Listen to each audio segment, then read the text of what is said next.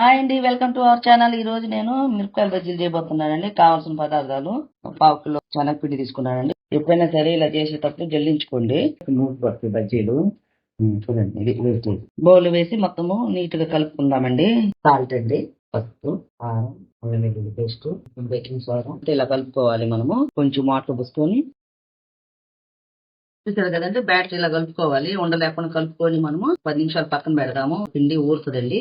ఈలోగా మనం మిర్చి బజ్జీ రెడీ చేసుకుందాం. ఈ పావు కిలో మిర్చి అండి. వీటికి కావాల్సింది నేను 1 స్పూన్నర వాము, 1 స్పూన్నర సాల్ట్ కలిపానండి. ఇవి మనం మిర్చిలో స్టెప్ చేస్తామండి. అవి చేసి మనకు మంచి టేస్ట్ ఉంటాయండి. ఇలా మనము వాము పెట్టామనుకో ఇంతేనండి. వరుసగా ఇలా మనము పెట్టుకోవడమేను. వాము, సాల్ట్, ఇంకంతే రెండేను. కట్ చేసి ఇలా స్టఫ్ చేసుకోవాలి. స్నాక్స్ గా తినొచ్చండి ఈవినింగ్. చూసారు కదండి, ఇవి మనం ఇలా స్టఫ్ చేసాం కదా. ఇప్పుడు మనము బజ్జీలు వేసుకుందాం. కడాయి వేడెక్కిందండి, మనం ఆయిల్ వేసుకుందాం. ఆయిల్ వేడెక్కింది, మనం బజ్జీలు వేసేద్దాం.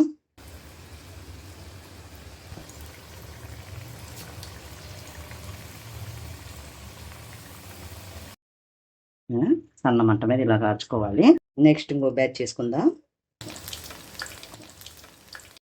చూడండి, బజ్జీలు రెడీ అయిపోయినాయండి. ఇప్పుడు వీటికి మనము ఉల్లిపాయలు ఇవన్నీ స్టెప్ చేసేద్దాము.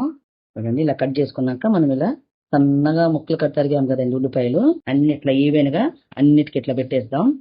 ఇలా ఫుల్గా వేసేసుకోండి. పల్లీలు కూడా ఇలా స్టెప్ చేసుకోండి. మనము తినేటప్పుడు పంట కింద పడితే మంచి టేస్ట్ వస్తుంటాయండి. ఈ పల్లీలు నేను బజ్జీలు వేయించే ముందు వేయించి పక్కన పెట్టుకున్నానండి. ఇవి డైరెక్ట్ నూనెలోనే వేయించుకోవాలి, అప్పుడు మంచి టేస్ట్ వస్తాయి. ఈ పల్లీలు కొంచెం కారం, కొంచెం సాల్ట్, కొంచెం చాట్ మసాలా అండి. సో ఇలా కొత్తిమీర. చూసారు కదా, మళ్ళీ ఇట్లా ఈవెన్ గా ఉల్లిపాయలు వేసుకోవాలి. మనం ఎన్ని ఉల్లిపాయలు స్టఫ్ చేసుకుంటే అంత టేస్ట్ వస్తుందండి బజ్జీ. ఇప్పుడు నిమ్మకాయ పెట్టుకుందాం. టమాటో సాస్ తో సర్వ్ చేసుకొని తినండి. డైరెక్ట్ తిన్నా బాగుంటుందండి. చూసారు కదా, మిర్చి బజ్జీ మీరు కూడా ఇలా చేసుకొని తినండి. ఈవినింగ్ స్నాక్ లాగా ఇలా చేసుకొని తినండి. వేడి వేడి ఎమ్మి బజ్జీలు అండి. మనం ఇప్పుడు వేడి వేడి బజ్జీ చేసుకున్నాం కదా, ఈ బజ్జీని మళ్ళీ మనం కట్ బజ్జీ చేసుకుందామండి మసాలాతో. చూసారు కదా, ఈవెన్ గా ఇలా కట్ చేసుకోవాలి. మనం ఈ సైజ్ కట్ చేసుకొని ఈ బజ్జీలు మనము కట్ చేసాం కదండి, మళ్ళీ మనం ఫ్రై చేసుకోవాలి.